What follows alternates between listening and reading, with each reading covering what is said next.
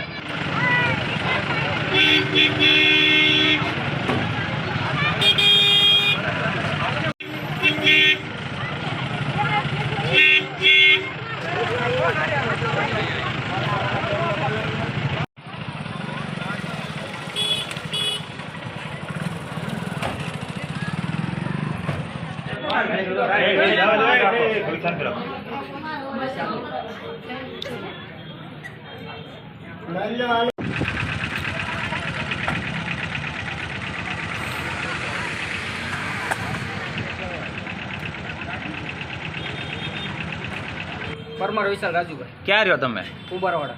કયો વિસ્તાર છે આ? મફતનગર ખાડિયાનો। શું બનાવ બન્યો હતો? શું બનાવ બન્યો? એ ગાડી લઈને અમે જતા હતા, એને ફાસ્ટ આવી અમારે ગાડી ભટકાણી ડાયરેક્ટ તલવાર કાઢી।